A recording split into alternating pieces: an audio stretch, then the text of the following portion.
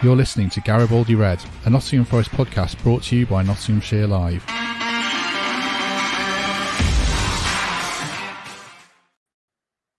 Hello, welcome to Garibaldi Red. Nottingham Forest have slipped into the Premier League relegation zone after 2-0 defeat at Aston Villa, making it 9 games without a win, and with tough fixtures to come, it's looking like an uphill task to stay in the Premier League. Joining me to discuss the game, the relegation picture and Steve Cooper's future, first of all, is Greg Mitchell. Greg, how are you? Good, yeah, ready to go.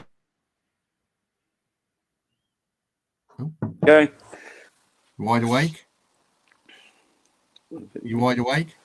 Yeah, I'm all right. I've been at a family party, so happy 40th to my brother-in-law, Ben. Went to his restaurant last night in Chester and had a few drinks and a bit to eat, so I'm all right now, though. A bit to eat, and a few drinks. Good. Second guest today is former Reds midfielder Lewis McGugan. Morning, Lewis, you well? Morning, yeah, very well, thank you. Good. Happy Easter to everyone. I said before we started recording, I forgot it was a bank holiday, so grateful to Greg and Lewis for giving up their time on their days off. Very much appreciated, and good to have you all with us. Greg, we'll start with you.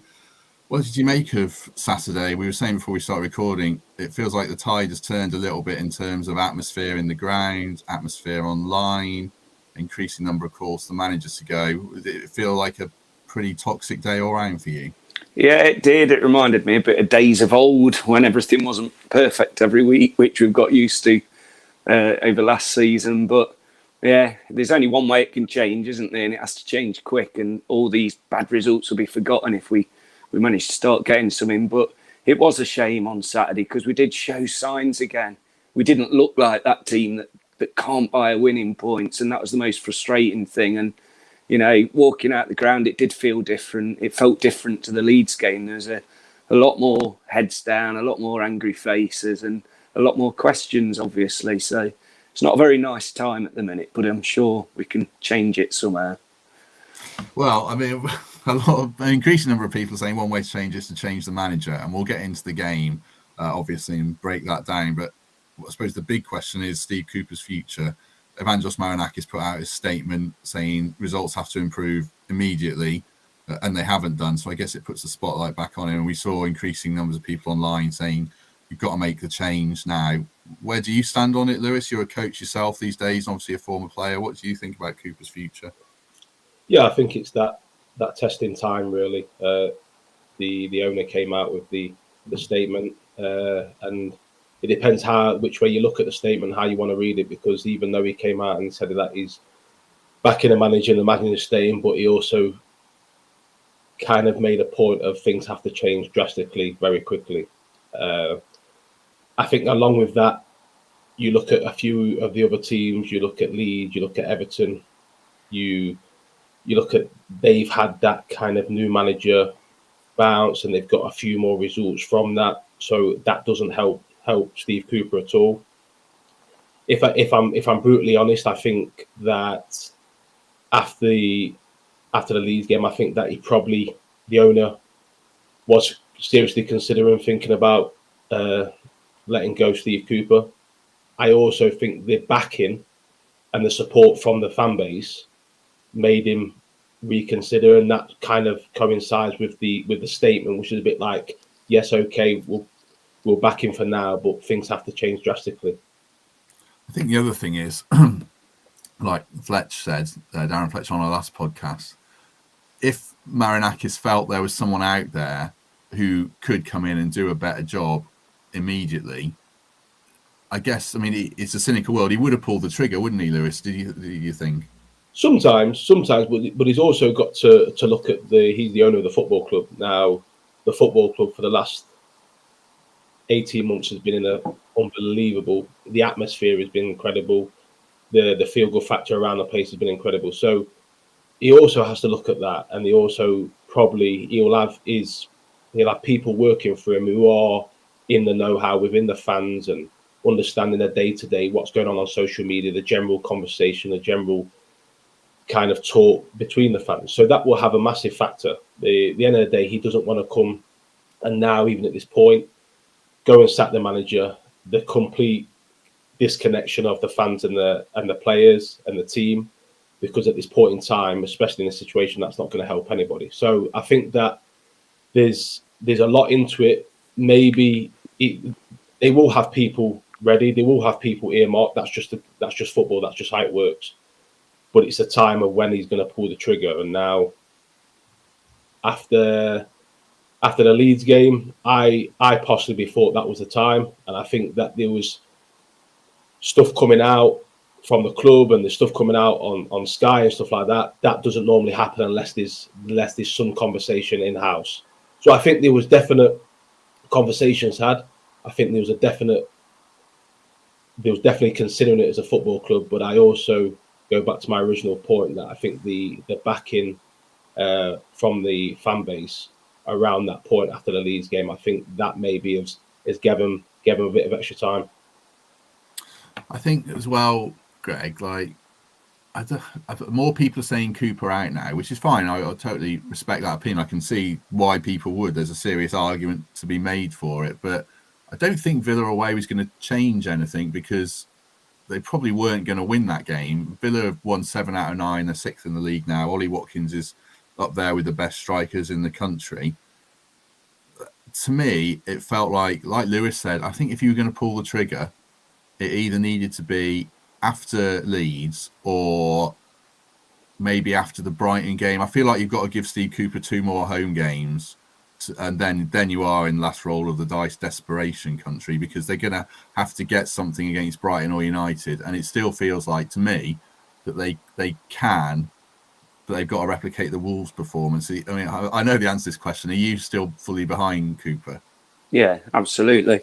I mean, yeah, Villa are 3rd in the form table, but we're going to have to beat one of these teams soon if we want to stay up. We're going to have to beat an Arsenal or a Brighton or a Man U or a team like that to be able to say, like, because teams are winning below us. That's the kicker now. They're really picking up points. Yeah, I agree with Lewis that if you were going to pull the plug, it was going to have to be earlier. And I think now the time's gone for that. The conversation's over. You stick with him now. If the worst was to happen at the end of this season and they got rid of him, the best person to take us up, it'd be Steve Cooper again. He's done it before. He's done it with a weaker squad than we'd have next season, and he's experienced in that role. He knows exactly how to do it. Maybe, we get the backroom staff. I don't know what the answer is, but for me, you stick with him. I said it as soon as we won at Wembley that he's the manager for the season, no matter what happens. He's won that. He deserves it. And there's still a very, very good chance that we stay up. It gets me when people are almost mocking me when I say I think we can still stay up. Of course we can. We're still right in the mix. Our form has been atrocious. Worst of the season by far, but that can still change. It's only going to take a result against Man United. And as silly as that sounds, we've beat teams better than them at home this season. Away from home, they're not the best. They've got Rashford out. It is a very winnable game, especially if people truly believe we can stay in this league. Then that's the game where Cooper and his staff and his players are going to have to stand up and get the result. And if they do, this conversation's then over for a little bit longer, and we continue and we see if we can stay in this league, which we all want to do. I think we can stay up, but I feel like we will go down at the moment. It feels very, very difficult with the fixtures ahead. What do you think the players are feeling, Lewis? And what are you feeling about the prospects of actually staying in the league now with the fixtures to come? I think the pressure's on now. Listen, we can sit here and we can say maybe getting these points. They have to now go and win games of football, and they have to now go even with you look at the games. You look at the Southampton game, which is a massive point, but they have to go and beat one of the big teams. And they're going to have to go and probably beat also a Brighton side that have obviously been very good this season. That's the reality. The reality is now the games are running out. So you have to be optimistic, but you also have to have a bit of sense of reality about it. And it's now you have to win games. You have to win games football, stay in this league. Simple as that. What about the home and away thing? Obviously, you've been out there on pitches. You were at Leeds.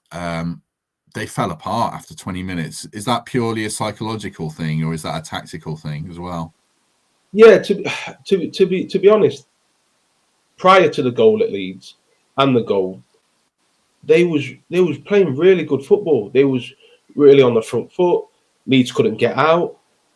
once the goal went in, it was just a total switch. It was a total switch. Now, I don't know where that comes from. I don't know if sometimes it's the way they're set up. Sometimes teams are set up to play kind of, at times, Forest play on the counter, obviously with Brennan and getting them spaces. But sometimes they have to, when they actually score first, especially away from home, it kind of changes the way that everyone's thinking. But Leeds second half, honestly, they could have scored 4 or 5, and that's just being honest. I think on another night they could have won 3 or 4, and that was what's alarming. Alarming is the complete kind of disorganisation once things kind of go a bit not unplanned. It just seems like players are just then playing off the cuff and playing kind of on their own. That's what it looked like at Leeds, especially in the second half. Yeah, it looks a bit desperate, and it was sort of we'll come on to the subs at Villa as well. It felt a bit desperate as well to try and get back into the game. The other thing I wanted to ask you about, Lewis, is new manager bounce and how real it is. The Leeds, going back to Leeds, was interesting. They played Palace yesterday at 1-0 up. People are saying, Mikey was saying, look at Leeds throwing themselves into it, trying to win the game, not sitting back. They're doing great. And then at 5-1, people saying, look at Roy Hodgson. He's come in and done great. It shows what a change does. Which, to me, I don't think it's as black and white as that, because you look at Bournemouth and they've stuck with O'Neill and he's turned them round, and without making a change. You look at Leicester, they've made a change and got even worse. And obviously you look at Palace and Hodgson's come in and they've done a great job, but Watford fans a year ago wouldn't be saying that because he went in and stunk the place up. So how real is new manager bounce in your opinion? Oh, it's definitely real. What you got to understand, it's like any workplace. It's people are going to be happy. Some people are going to be unhappy. Some people are going to feel super confident. Some people are going to feel like they haven't got the backing of the coaching staff. That's just the reality of it. When a new manager comes in, the ones that have been on the side, the ones that are maybe thinking my time's up at the club, they get a clean slate. They get another opportunity. They get that. They get that spring next day into training. It's like, I've got the opportunity now. I've got the same opportunity as everyone else. Instead of maybe beforehand, maybe they might be, I'm just never going to be right for this manager. And that happens. So I think if you look at it from the game yesterday with Leeds at Palace, I think whoever won is going to have that. If Leeds won, you're going to think, well, has Roy Hodgson actually done that much? And now it looks like he's had that incredible impact.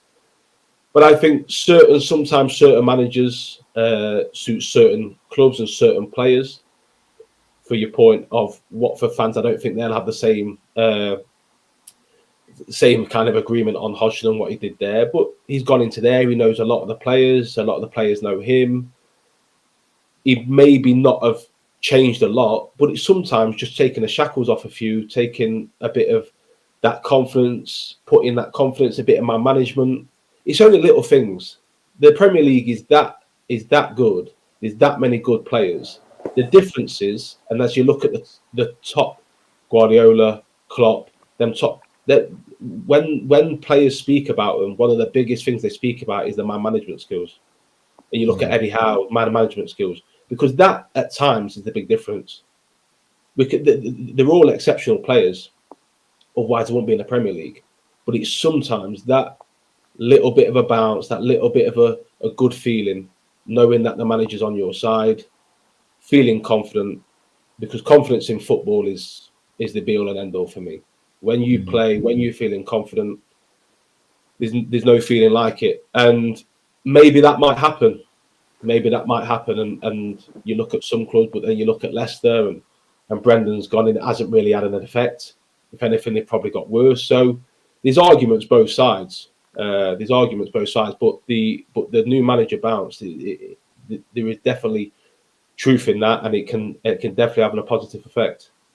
Yeah, I think Forest will probably get to that point in the end, unless they start getting results. Because I don't think Marinakis is going to stick with Steve Cooper and let them go down. I just don't see it happening personally. So I don't think anything's changed after that statement. I think they need a result very, very soon. One thing I wanted to discuss is people kind of blaming it all on Cooper and people blaming different things. Greg, I want to get your take on what's gone wrong, because I wrote in the notes here, I think there's 4 areas where Forest have failed this season, and there's a lot of hindsight in this. Firstly, if you look at Brentford, Fulham, Leeds, who've come up as good examples recently, I think their team was built on solid foundations. Brentford had come close so many times, and they developed players like Raya, like Tony, like Pinnock, like Henry, who were ready to go. And similarly, Leeds had Bamford and players like that, and Fulham had Mitrovic. This whole promotion was built on eggshells, I think. And in the summer, there was a lot of recruitment that was perhaps a bit panicked, a bit scattergun.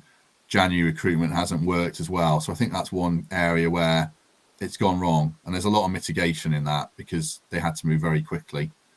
Second area, to me, is their injuries have absolutely killed them.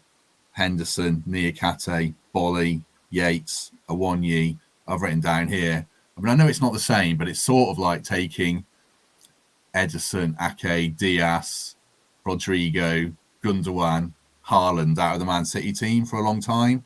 That's going to kill you, no matter who you are. It's going to affect your relative goals and what you're aiming for. And then the third thing to me, that beyond the manager that's killed them, is just giving away points with poor individual errors.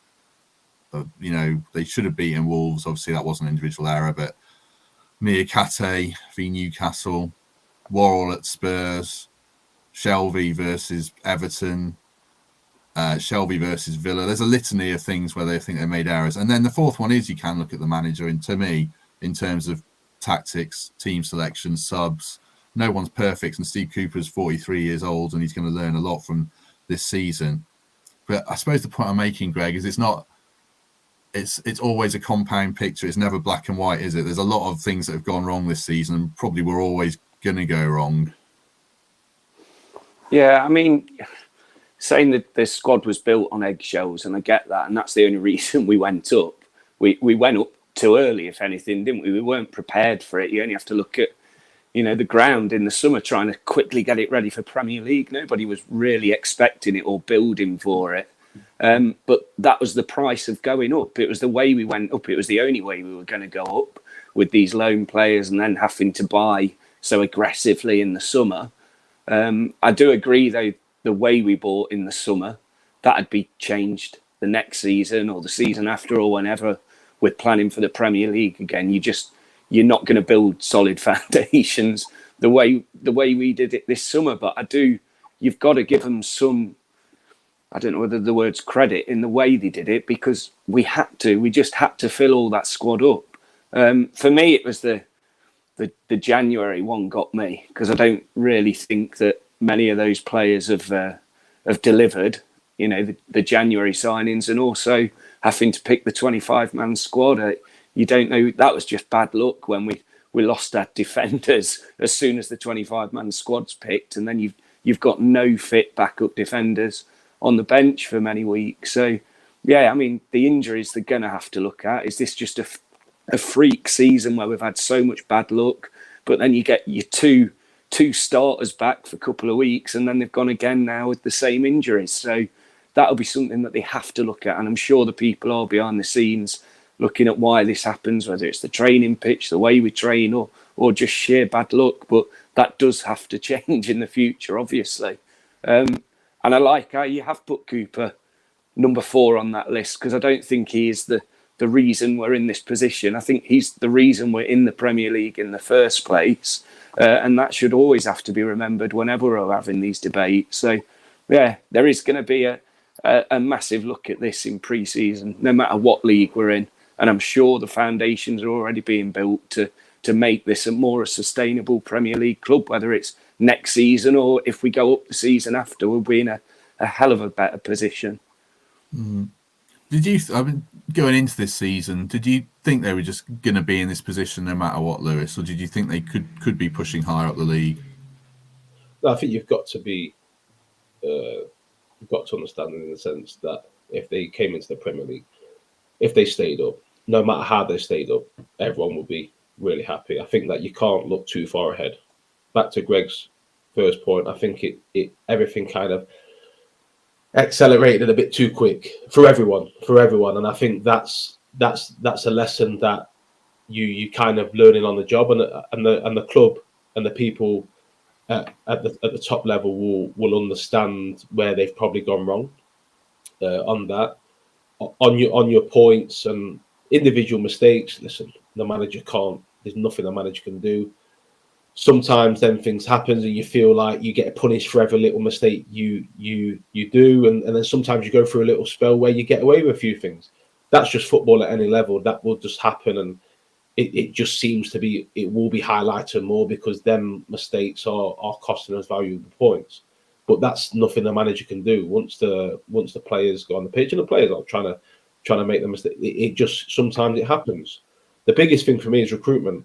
Recruitment is the biggest thing for any football club. When you do your coaching badges, when you do your courses, when you do all these situations now, one of the main things that they drive is your recruitment, is your be all and end all. That's what normally keeps you. That normally what tells you whether you have a successful season, a bad season, and it always normally falls back on your recruitment. Now, I think that the recruitment, yes, they lost a lot of loan players, so they had to get players in. I think the type of players that they got in at times didn't suit. But what I think sometimes the fans have got to understand is, in a football club, that above the manager, i.e. the owner, the owner's advisors, maybe a director of football, not everyone is all going in the same direction. And it may be not nice to hear, but that's the reality of football. Everybody in there will have their own agendas. The owner will have certain agents and certain people that he likes to work with, but also the director of football, when he comes in now, he's going to build up a different reputation. He's going to build up a different contact base, and it might be some people different. So you've got everybody sometimes working in different directions. That's why sometimes you see transfers and you kind of look, where's that come from? Because that's what it is, because people are trying to look after themselves and do the best for themselves. It's not nice to hear, but that is the reality of football, even more at the top level. And if you look at the January, I agree with Greg. I think it was IU. I can understand that IU one, even though as a manager, sometimes when things are going a bit off key, sometimes you have to maybe try and get a player who, one, knows how you work, two, knows you. You also, he will be a voice in the changing room to push stuff to the other players, how the manager wants. And that's where you look at, sometimes it's the contribution that they make around the club. IU knows Steve Cooper. They've played with each other before. He values him really well. So sometimes from an outside, you think to yourself, well, yeah, he's not getting any younger. That transfer, where's that going to be improving the squad? But it might just improve off the pitch. And people don't think that's important, but day to day, Monday to Friday, that's where the stuff happens. That's where you sometimes need somebody around the change rooms. Listen, don't worry. This is what the manager wants. This is how the manager does this. And that will help Steve Cooper, because at times he will feel over that season, especially with a massive influx of players, that there's maybe a lot of players that maybe don't agree with his tactics, maybe don't see the way he wants to play. That happens. So also you've got to look at maybe the manager at times, they need to get players in that will fight their corner and will make the players understand a bit more with what the manager wants. I mean, just looking at the comments, the most common comment here, or so far say, is probably about IU getting minutes over Surridge. Is that's why you think it is then? Because fans are baffled by how Sam Surridge isn't getting a kick, and IU, and then Woods was in ahead of him as well, and Emmanuel Dennis was, and I think he's done well for Emmanuel Dennis, to be fair. But is that's the explanation then, you think, of why Surridge isn't getting any minutes? Well, the thing with the Surridge one is quite strange, because he doesn't seem to be getting any kind of time. Now, I'm not saying that the IU one now, like he's coming for that reason, that he needs to always play every game. Now, at times you have to, if you have the opportunity, you drip feed that in. What I think Steve Cooper's where he's gone wrong is that he's maybe force fed IU a bit too much. over the other people, and that brings scrutiny then on Ayew. If that makes sense? So I think that he's overlooked a few of the players that maybe could and try and do something different, and that's why I think that maybe he's put a little bit more pressure on himself where he probably didn't need to. What's it like in the ground, Greg, with when Ayew comes on? Is there a bit of a groan now? And what's your take on Ayew versus Surridge as well? Oh, I'd love to see Surridge given some minutes. We don't see what's going on in training, and they must be seeing something. But I'm crying out to see Surridge again because you trust him. You trust him. I've said it many times. These small chances we get, Surridge bangs them on target. So God knows why he's not getting the minutes. You've got to kind of trust the reasons. But I'd love to see him get some minutes. I really would. Ayew, for me, hasn't really done anything. He had one little spell, I think it was in the Everton game, where you thought, oh, right, yeah, this guy could do something. And then after that, nothing. But he's certainly not the only one that's getting minutes at the minute where you think, why are you on that pitch? Surely you've shown enough now that someone else could be taking that spot. So, but yeah, when you say about the crowd, I mean, there was one bloke in front of me on Saturday who booed Freuler when he came on. I mean, what are we doing there? It drives me insane. It really does. It's like, how is that helping anyone? Desperate to be proven right as well that he has a rubbish game. It's just crazy. So that frustrates me more than anything. None of us are perfect, but it'd be nice to have a little think before we do stuff like that. Yeah. It's interesting you say about Surridge because he is a finisher. I know he had a nightmare at Blackpool and missed chances, but Forest creates so few chances in games. It makes you wonder why he's not on the pitch to try and take one, because we don't, aside from Brennan, I don't look at anyone who's a natural goal scorer. Taiwo is as well, in the sense he'll get in the 6-yard box, but we don't have anyone else like that. It surprised me a bit. And we did make the attacking substitutions as well. When you look at the team sheet and when we made the subs, they were with goals in mind, clearly. So you've got to be given those chances and take them if it happens. And you're not going to get many more opportunities if you have, lackluster performance like that, without being too harsh. Do those attacking subs look? I think you've said at Leeds, Lewis, they look a bit desperate, these attacking subs at the moment. Is that fair? Well, I just think it's a bit. I think playing without a striker, proper out-and-out striker, I think it has to change. I understand that at times, season, you play maybe without you're giving Gibbs White a bit more of that free role, but it's sometimes you look at it and you think, right, is the manager thinking, well, I need to play Gibbs White, but I can't really play him at a point in the midfield three because I don't feel that he maybe do the other side well enough, then you're going to be overrun. So it's kind of, he's given that free role to accommodate not playing him in the midfield, but it also takes away of having that out-and-out striker. Now, you only think it's all on Brennan trying to score. And the reality is, when we've won games and when we've done, that's what it is. It's you wait for a chance, Brennan waits for a chance, and he scores.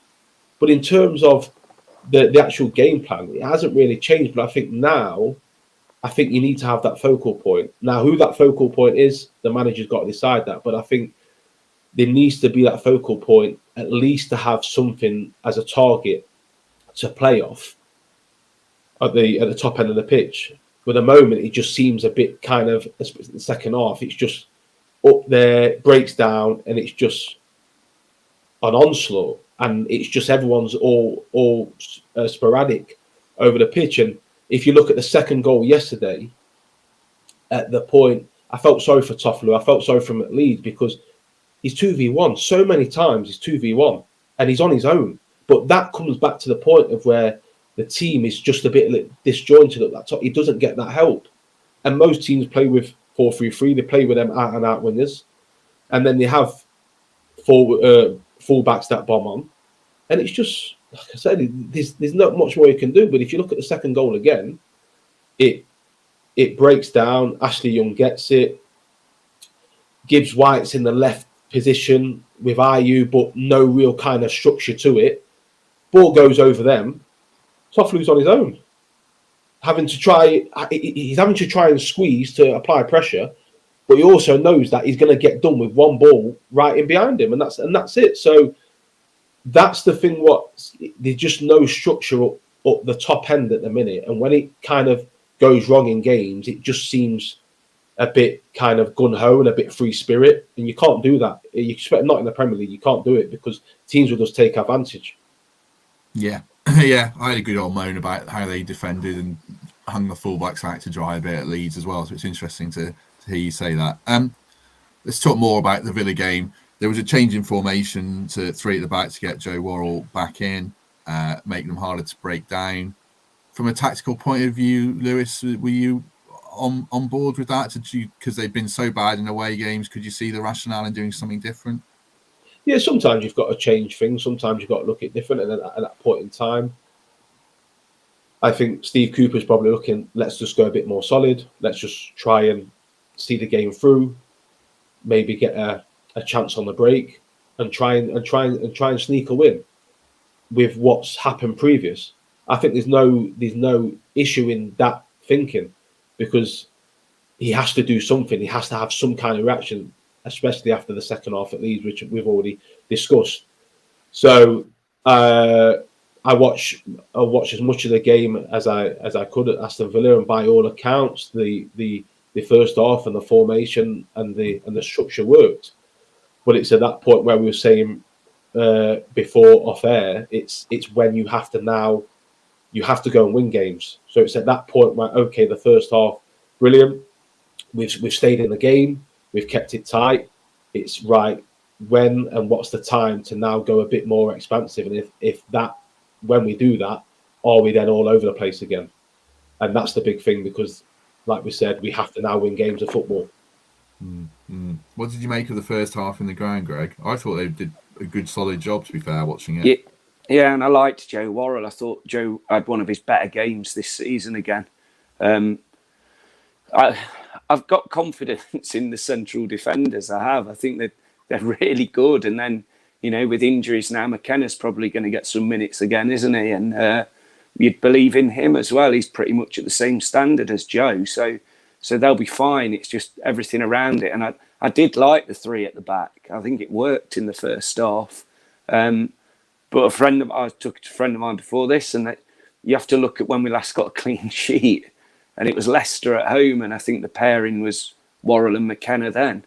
So I think that is going to be coming back into it now. And whether we just play 3 central defenders away from home, I'm not sure. But I think it is something that's going to stay now. And it hasn't really been the reason why we're losing either, has it? Because that first half performance was good. It was just, hanging on again the last few minutes, and you thought, oh, here we go, they're going to score. But lo and behold, they did at the very start of the second half, which changes the game for everything. We just don't seem to have that fight to come out and go for them after. I speak to Villa fans walking out the ground, and they were saying last 20 minutes, they didn't feel nervous, 1-0 up, they didn't feel threatened at all, and they felt dead comfortable. But obviously when we did try and go for it, we get punished at the very end. But I'd rather go down fighting like that than just hold off for the 1-0 loss. At least we did have a go and try and get it. Unfortunately, obviously it didn't work, but they're the risks we're going to have to take to try and get some points. So did you see fight in that team after going 1-0 down or not? Because I don't think I did away from home. I do at home, but I just don't away from home. It didn't feel like we were going to score. And then we go down to 10 men again. It's the injuries again, they're killing us. And he tried to stay on, and it was clear that keeping him on the pitch was going to cost us more than it was getting him off. But, when we did go down to 10, we did start trying to attack a little bit, but it didn't feel like enough. It really didn't. And, the mistakes cost us, and it was tough. But we are going to have to see a hell of a lot more fight. It's so easy to say, isn't it? And we don't know what it's like on that pitch. Lewis does, but it was a tough watch, the end of that game. It really was, and he kind of walked out the ground in a whimper rather than saying we really went for that. Yeah, true. There were 2 other players I thought did well. I might come back to one of them in Danilo. I thought showed good promise again in central midfield, and I thought Nico Williams did well. Obviously, he really struggled at Leeds, but the wing back position suits him a lot more, I think, especially away from home. So I just wanted to give them a quick shout out because I see the clock's ticking quite a lot. The goal, Lewis, the first goal is obviously pivotal. The howler from John Joe Shelvey. I thought you might say different. Give us a breakdown on the goal, and then we'll discuss Shelvey because he's a bone of contention with fans. But just on the goal first, what was your take on it? No, listen, it's a mistake. It's a mistake. You can't. No point trying to discuss it, trying to put it up any other way. It is a mistake. A mistake that you shouldn't make. I'm not quite sure what is it, because even if Niakate if he got the pass, it puts him into trouble. So it's just a flat out mistake, and at a major time, and that's now definitely it did change. It changed the game because straight after the half time, you have the good first half, you come out. And as a player, have been out there before, you just feel like that's the last thing you need, and it just saps everything out of you. All the positivity that you had first half, all the positivity that's going around the dressing room at half time, and you feel like, right, listen, let's go out again. 20 minutes, keep it tight. Home fans might start to turn a little bit because that's what you do as a player, especially away from home. That's what you look at. You look at the away fans, keep it as tight. Hopefully they'll turn. The players will then get a bit edgy, and that's when little gaps will start appearing, and you can try and then win the game. But for that mistake to happen at that time, I think it just sends wrong signals throughout the whole team. True. As Dan says in the comments, we've had enough mistakes. We could have a mistake of the month contest, unfortunately. Could have a mistake of the season contest, but that's the way it's one. It's one of the reasons we're down there. So on Shelvey, Lewis. Fans hate him. I think it's fair to say now. Aside from the Fulham game where he came in and did really well, I just don't think he's played very well. Is there mitigation for him? Is it too much of scapegoating of him? What's your take on Shelvey?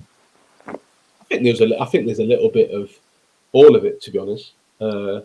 John Joe is what John Joe is. John Joe will never change. John Joe's been the same from when he made his debut, from the numerous times I've played against him. He will always put the ball at risk. That's the way he plays. And at times he can look unbelievable. At times he will do stuff where he will win you the game. He will make a pass that nobody else sees. But at times he will give it away. Now, I was having this conversation after our game. I was sat with a few lads. Is that you have to understand? That's where the team and the structure and the manager how he fits in. Now, if you look at it from a Newcastle point of view, you look at Bruno Guimaraes, you look at Longstaff, you look at they're a very much same type of player. They don't really play. They're very good with the ball at the feet, but they don't really try ambitious stuff. And a lot of managers nowadays don't like that midfielder who's going to give the ball away. A lot of the time, they don't like that risk. They like sideways, backwards, stay in your slot, keep things ticking over. So I think also you have to understand that what does the manager want from Shelvey? What does his role in the team? I think that his performances needs to be better. He'll be the first one to admit he probably hasn't hit the ground running. You look at the Everton, the penalty, that doesn't help. Little things. At times, when you sign for a new club, you need little things to go your way. And if they don't, sometimes you don't recover. And that's just the reality. Like, sometimes you just don't recover. And whether fans admit it or not, sometimes a player is just not for them. And no matter what they do, it just won't be for them. And that just happens. For another example, Chris Wood, before he comes through the door, he's not for them. So he has to play out his skin. He has to be to a certain example for him to get by. If not, fans already have made that judgment on it. And listen, most of them will say, "Nah, I don't agree with that," but it's the truth. That is it. So when a player comes through that door after a few games, straight away you will have your judgment on them, and barring something very drastic, it will change. And that's and that's how I see it. So I think that there's a lot of, I think when I said to you before, there's a lot of things in that he needs to play a lot better. He needs to stop making the individual mistakes, which is costing the team points.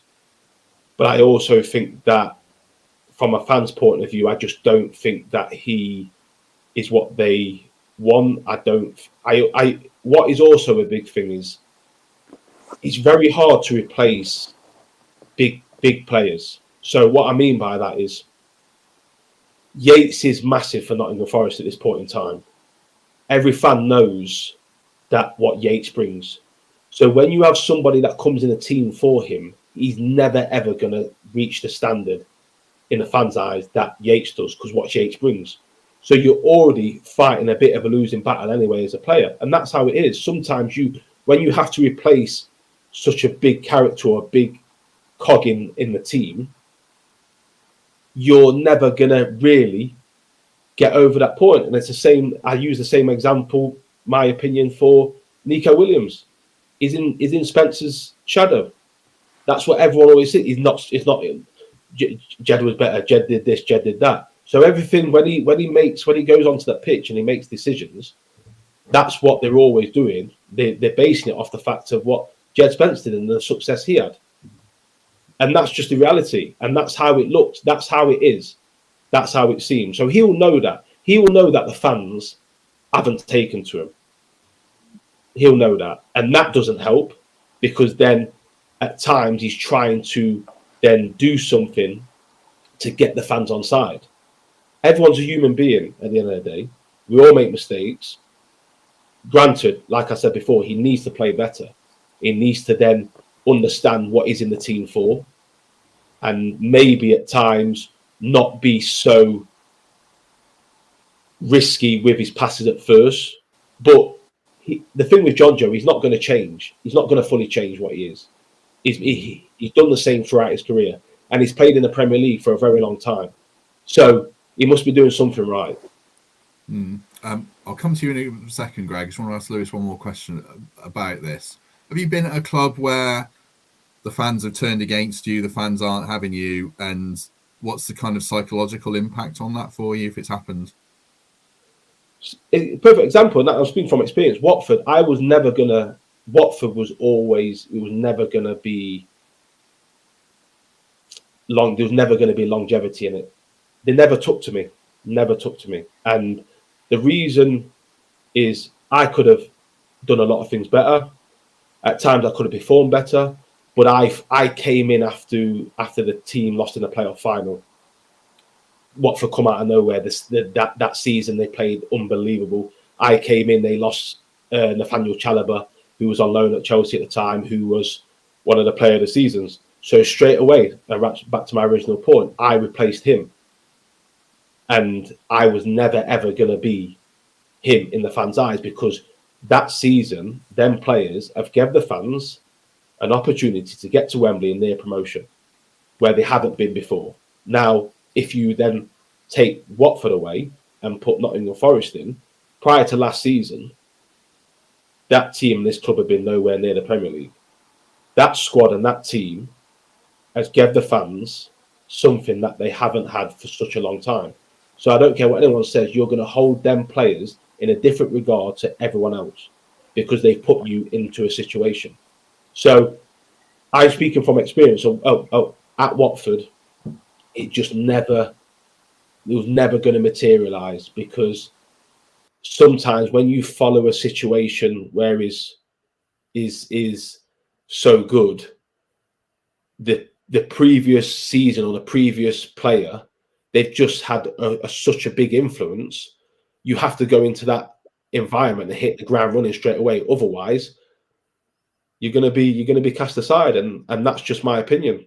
People may not agree, but that is just the reality. And I think that if most fans sit there and actually have an honest opinion, that within 2 or 3 games they will make their opinion on a player. Now, if they follow the player that has had a massive amount of success, they are going to always critique him to that player.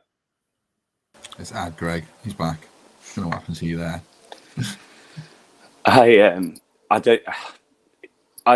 That was fascinating listening to Lewis, though, and it really does make you think twice. Because I mean, there's no better person to say it than someone who's been through it, and that's why I feel even harsher saying this now. But I don't want to see Shelvey's name in the 11 on Sunday. I really don't, because he'd be great for us as a mid-table. If we were mid-table and he was doing his risky balls and, like you say, he's not going to change, that'd be great. But it's just cost us two massive mistakes. The penalty and that on like Saturday, the trust isn't there anymore. It's just not. And I don't know when Navas could be at fault a little bit for parrying at him. I don't know, but it's just, for me, like as a fan, the trust isn't there that he's going to not protect us when we need it most. And I don't know, maybe he will start again on Sunday, and what do we know? But I personally, I don't want to see him in the team on Sunday if it was down to me, which he clearly isn't. But yeah, it killed us. It really did on Saturday, and it was such a weird mistake as well. Whether he's feeling the pressure too much, or he just didn't expect it to be where it was, or was it overconfidence, thinking, just a little pass where he was. It was like, shouldn't be doing that there in our position, especially that early in the second half. It really killed us. But then later on in that half, he did a brilliant ball across the field, and that's why he's there, I suppose, just to open up the game like he can. But it just killed us. It killed us too much, and it's happened a couple of times now. But the results make it, and that's also the big thing. Results make a massive difference on the outlook of everything. Now, I'm not saying that maybe John Joe in this period would have played any better, but if Nottingham Forest are winning games, the scrutiny is not what it is now, and that's just reality. Yeah, and there's so many things, if you look at the start of the season, where results was winning them games, the likes of West Ham and stuff, was getting good results. But there was probably things in that games where if you look back now and you looked, but you overlook them because you won the game.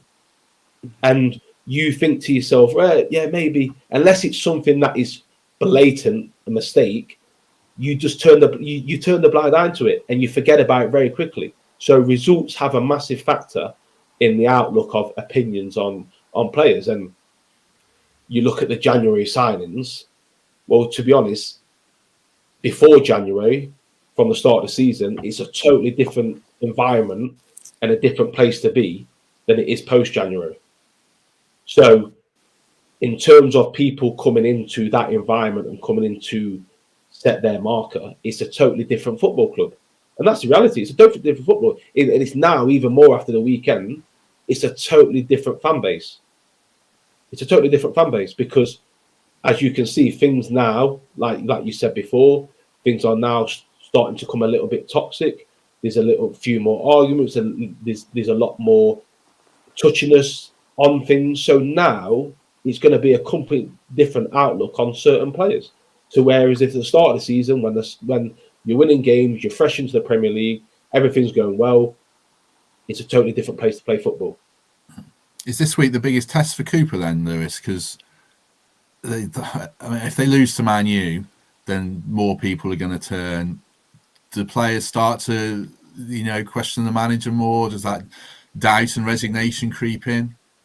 No, one thing I know I'm very confident of happening is that the manager still has the change room. And if you look at Joe Worrall as the club captain, Joe, the person he is, the player he is, the man he is, he will make sure that change room, regardless if he's playing or not, is still doing everything properly and still doing everything for the manager. So I think that's the biggest thing. But I also, if you look back at one of Greg's first points when we're talking about the manager, him staying, he might not want to stay. Regardless of the outcome, he might not want to stay because regardless of what people may think, stuff going off in the background, he won't be happy with it. He won't be happy with certain things that have happened. So he loves this football club, but at some point in time, he might think, do you know what? I don't need it. I don't want to be in this environment anymore. I don't want to be in this kind of whatever. You don't know. So I think that a lot of we're having that conversation about players and about, right, regardless of if we go down or not, don't sack the manager because he's the one to get us up. He might have had enough. He might want a completely different outlook. He might want a break. because that's what you've got to understand. A lot of all this, what's going on, he's got to deal with this, but also deal with making sure this team every single day.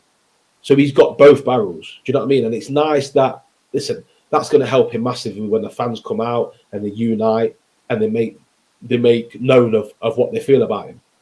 And that's why he'll have the love for the club he has already in this short space of time. But I don't think that we should all have our eggs in one basket and thinking that he's just automatically going to stay, because I'm not sure. Greg will cry when he goes. Do you know what, though?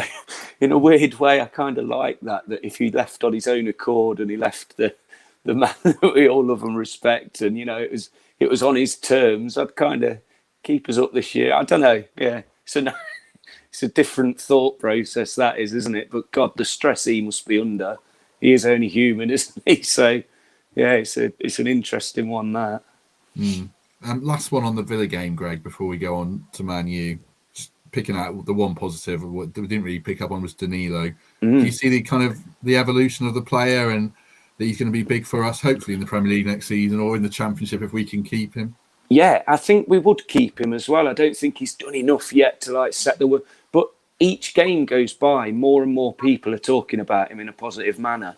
And he had that shot where he maybe should have laid it either side to him and there'd have been a better chance. But he's clearly playing with some confidence now. In a team with not a lot of confidence around it at the minute, he's having a go and he's playing off good balls and he looks really good in that position. So, yeah, I want him in the team sheet on Sunday, that's for sure. He's playing well. He's starting to do things and he's starting to show it, because I did think he was just going to go missing, a bit like Scarpa. We're not seeing much of him at all, are we? And I thought Danilo was in danger of that at one point, but he's winning his place back, and there's a very good argument that he keeps it for the time being at least. Hi. Hello, Mrs. Davies. Just last point I wanted to raise, actually thinking about it. The injuries, we haven't discussed the injuries. Kouyaté, Niakate, they're killers, aren't they, if they're out there? Niakate in particular, that centre-back pairing, that's going to hurt a lot, isn't it? Yeah, I think I would like to say, I think Felipe has been terrific. I think he's been the last few weeks, he has been head and shoulders at times, and he's kept that back line. So I think that is your one big foundation. I think if you look at Niakate probably missing now, I think Joe's perfect to go back in. I think Joe gets stick that he doesn't deserve. I think that he never lets anyone down. He knows exactly what he is, and he will always defend first and foremost properly. And I think them two is not a bad partnership at all. I look at, back to your point about Danilo, I looked a lot of things from him Saturday, and that's what I said to you about sometimes they've got to find their place. And if you look on Saturday, especially at Villa, a lot of his good work came from driving from a deeper area. It came from driving through the midfield. Now, maybe he's found that. Now, obviously with Kouyaté probably coming out, maybe he can now take that position and make that his own. Because I think at times there was big promise. He's got legs, he's powerful. Yes, back to Greg's point, maybe he can make better decisions once he gets to that final third, but that will come. But I think that he's shown a lot of promise, maybe having his legs in his drive from that deeper position, especially if you're now going to maybe sit a bit deeper and use that counter is a big plus. There's a person in the comments, I hadn't thought of this. Felipe said, NFFC 86.5, Felipe hasn't won a game in a Forest shirt. Poor guy, he's been absolutely immense, and he hasn't even saved a win. Or a clean sheet. Or a clean sheet, yeah. And obviously he played against Man City, and that was a great result. Do you think, Lewis, if a player comes in and they're injured for virtually the whole season, even if you get relegated, do they owe you a season in the Championship? In Niakate, I'm thinking here. Or is he within his rights to one out if we go down? I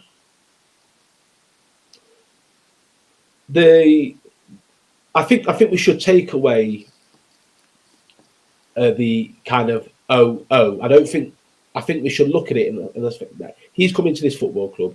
He's wanted to hit the ground running and he's wanted to play. Now, at the end of the day, regardless of any situation, he's got a contract with Nottingham Forest. Regardless of what if the Premier League or the Championship, the league that they're in next year, first and foremost, he's going to be playing for Nottingham Forest. So until anything happens outside of that, nothing changes. I think that there's sometimes that the thing what most kind of fans think is we go down, we leave. Yeah, only if someone wants to buy the player. If someone doesn't want to buy the player, they don't go anywhere. Like nothing. And at this point in time, he's hardly played.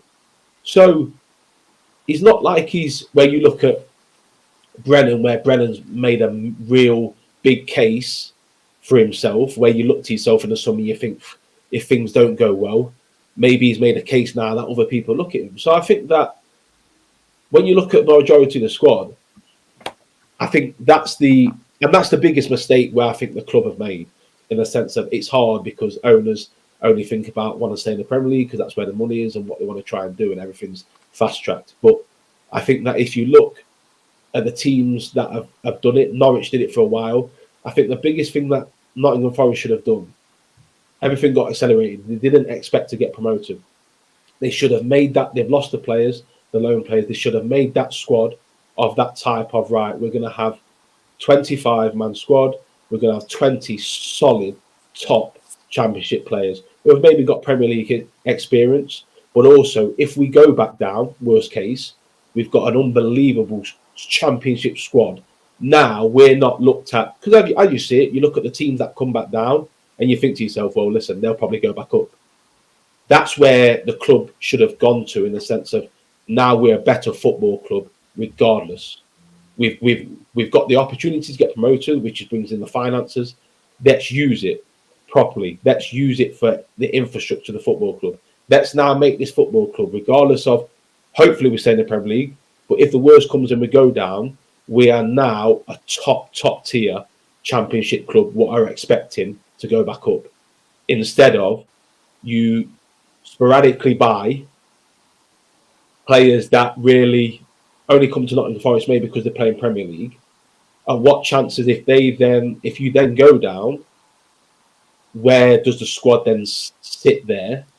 And then it's like, then you're playing catch up again. Then you're having to go and probably invest and get 10, 12 players again. Whereas if you had a bit more structure to it and gone, well, do you know what? Let's just be solid and let's have a team that if they play well, we can probably stay up. But you come back down and then you might lose Brennan. You might lose 3 or 4. It's very easy to then replace 3 or 4, even though they're your main players, but it's very easy to replace that. And that's if you look at the success when teams have gone down, when they've come back up. Norwich did it for a long time. Yes, I know they kept on getting relegated, but when they went back down and then straight back up, and the squads never really changed. And I just think to look at it from that point of view, I think that would be better for the football club. I think it was an opportunity to make the football club to put into a different category. And I'm just worried that if worst case scenario and we go down, what are we going to have left from getting the promotion, if that makes sense? Yeah. So you're worried there'll be an exodus and we'll be left with not so much. It's not so much of the exodus. It's more of the making the football club a lot more, doing stuff that you wouldn't have done if you were still in the Championship. I think you could have used that, also strengthen the squad. Yeah. But also strengthen the club. So regardless of what happens, the football club is on a such better foundation to now kick on. Instead of, right, okay, you look at some clubs and you think to yourself, right, look at the state of them. They was in the Premier League 4 years ago. And you wouldn't know. Because they've just been a bit gun-ho, they've done everything a bit rash, and kind of everything what happened in that period has now gone, and they're now struggling in the Championship. And the money's gone. Does that make sense to you? That's where I felt they've made the mistake. Yeah, but like it's Stoke or West Brom or something like that. A lot of owners look at it, at the end of the day, the Premier League's the promised land. That's where all the money is. Now, in 6-7 years' time, the reality is he going to own Nottingham Forest? Probably not. So that's just the reality of football, I'm afraid. But yeah, it's hopefully we stay up and we won't have to go on that conversation. I'll ask you about Man United in a minute, Greg. Does that worry you, what Lewis said? I mean, that's a bit of not a doomsday scenario, but there is a Stoke, a West Brom, Middlesbrough doing well at the moment, but can't get out of the league. And obviously Derby County are the prime example that if you don't invest properly in your football club and use this money wisely, then it can all go, I can't say, don't swear on here, but it could go drastically wrong. We're certainly investing though, aren't we? There's certainly money being spent, and then you forget about all the players we've currently got out on loan on championship squads at the minute. Panzo, Horvath, Bowler at Blackpool. We've got a championship 11 ready to go already, not including any of the current players. So I think we'd be very strong in that league next year, but I certainly don't think it's a foregone conclusion that we're down there. But of course it's a worry, because you see all these teams that have been former Premier Leagues. We know it ourselves, once you go down there, you're not certainly coming straight back up. It's not a given, but I do think we'd be in a better position than most. I really do. Yeah, true. But I think Southampton would be strong and Bournemouth as well. It's going to be, But anyway, as someone says in the comments, we're not down yet. There's 8 games to go. And Greg's far from thinking that. Talk to me about, before we go, Greg, Man United. We've talked about fan kind of division and toxicity on here. I don't know how much that is outside of the Twitter sphere, but come Sunday afternoon, it's going to have to be noisy again, isn't it? It's the perfect game, I think, for the time. I really do think it's the perfect game. You look at the biggest atmosphere and the biggest game of the season so far was Liverpool, and you saw what we did with that. I know this is different times now, but that Man United game, if we're not up for that, then there isn't one we can be up for, because they're going to be noisy. They are some rare away fans that make some noise, but our City ground is loud, and it needs to be on Sunday, and that could be the difference that really helps them and gets some of these players playing how they should do, because we've proven it, like I say, Liverpool, Man City, that big draw. Man United are not the team away that people think they are. They've lost some games, and they've lost some games that they shouldn't have, so we will go for it. And it is starting to get to the point now where it's must win. It is like, you can't hide from that. And as long as everyone knows it and the atmosphere's there, who knows? Can you make a case for them, Lewis? I'm sure you can. I mean, if they play a strike and go for it, as Greg says, can you see Forest getting something from the game? Well, it's how many times have we had this conversation? I've remember read it about the Tottenham. Like this really, when you look at it, is what a lot of the season, especially home form, has been built on. It's been built on atmospheres, creating an atmosphere on a day where you basically have order, your back's against the wall, no one expects you to do anything, and that's where we have come up trumps. Now we have to go and do it. So we've done it before, so it's not as if we're sitting here saying, well, we haven't beat a top 6 club all season, we haven't made the City ground a fortress, and that big clubs haven't come to the City ground and struggled, because they have. So it's there. It's just trying to get that blueprint back out, and hopefully, because that's the reality. Reality is it's not, let's hope, we're going to have to win one of these games, probably 2 of these games at least. So we've done it before, we've got to do it again, and it's simple as that. So it's just basically now, even with the little bit of toxic it was turning, it's now City ground, Man United, especially against Manchester United. Fans have just got to come out and make it an absolute unbelievable atmosphere, because at the end of the day, that's what's going to get the players over the line. Along the game, especially the home games, that is what the players over the line. What we can't do now is we can't turn a little bit. We can't have a bit of negativity and let the opposing teams feed off that, because they will. I promise you, I've been there. They will feed off it. Any bit of negativity in the crowd, that's what they wait for. And once that changes, they'll just feed off that. So, listen, I understand that it's at that point in time where everything's tense. The games are running out.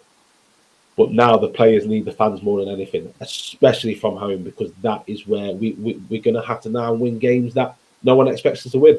It's that simple. True. Right, we've gone over an hour, but I think we've covered a lot of good ground. Just quickly before we go, Greg, you wanted to mention the kits. Reports it's gone back to Adidas from Macron. Obviously, the historical links with that. Are you happy with that? If it turns out to be the case? Well, I mean, the Athletica report, and it's saying it's our biggest ever kit or sponsorship deal. So fantastic work getting that done. No matter what happens next season, that's another thing that's going to put us in a really, really good place. And yeah, who can't not like Adidas? Really, we're famous for it. Our most famous years were with the 3 stripes. So looking forward to see it. I think it's a little bit of tiny bit of good news in these dark times at Forest at the minute. True. Quick one before we go. Have you ever looked at a kit, Lewis, and thought, "Oh Christ, I can't play in that"? There's some kits that, like, you feel there's some kits. Can you remember there was a away kit? It was like dark blue with like a dark blue and green. So would have been Steve Cottrell, Sean O'Driscoll area. Yeah, Victor Chandler, wasn't it? Also, yeah, Victor Chandler. But the home kit as well had a bit of a collar. The home kit was when Steve McLaren started the season that year. But the material on it was it was so thick, the material, and you just literally you put it on, and it was horrendous. So in terms of looks, they all pretty much look the same. Do you know what I mean? Yeah, you get a few random. I can remember under my early days with Colin Calderwood, we had the Brazil away kit, which was a bit random. But it's more the material, Sometimes you get some material and you think to yourself, who's been in these meetings decided on these kits, because they're just not. Do you know what I mean? They're not right for football or for any kind of activity. That's for sure. True. Right, I think we need to go. Thanks very much to everyone who's watched along. If you enjoyed it, do like and subscribe as normal. Spread the word. It really helps. Greg, thank you very much.